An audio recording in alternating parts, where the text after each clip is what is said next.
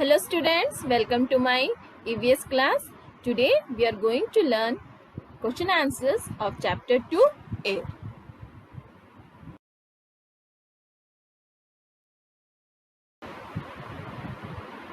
So the first question is, how is troposphere most significant layer of the atmosphere?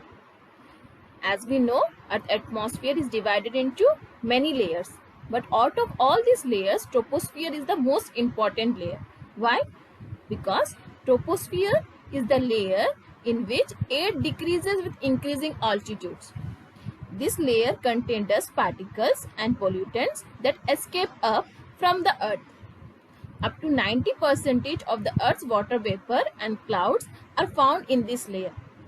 All the climatic and weather changes occurs due to changes in this layer. So all these features in the troposphere make it a most significant layer of the atmosphere. The next question is, what is environmental lapse rate? So in troposphere, temperature decreases at the rate of 5.5 degrees Celsius per 1000 meter as we go upwards. The rate of decrease in temperature with increasing altitude is called as environmental lapse rate. This type of decrease in temperature with increase in altitude also occur in mesosphere. Now the next question, what is temperature inversion? In the stratosphere and thermosphere, air gets warmer with the increase in altitude. This is called as temperature inversion. The next question is, what may be the ill effect of ultraviolet radiation on Earth? The ultraviolet radiation can produce following effects on Earth. Cataract in eyes of human beings and animals. Cataract is an eye defect, and ultraviolet radiation can be one of the reasons of cataract. Skin cancer. Due to ultraviolet radiation, our skin can develop a cancer. Hereditary diseases. It can develop hereditary diseases. It can cause death of fishes and sea animals. A large scale of fishes and sea animals can die due to this ultraviolet radiation.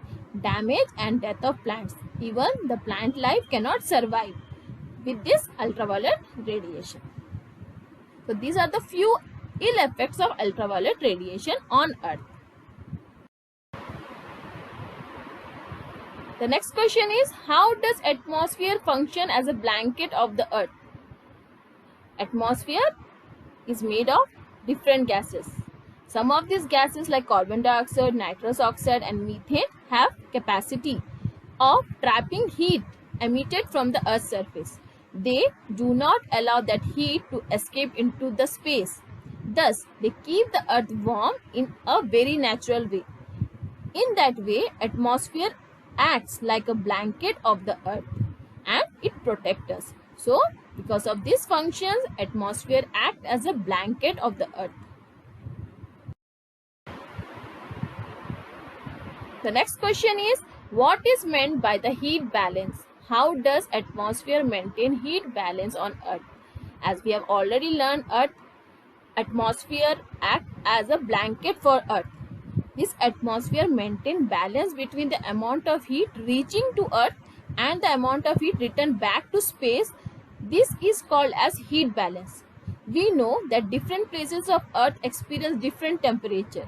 The temperature experienced by different places are different. Equator experience get more temperature from the sun, and in poles the temperature is very low.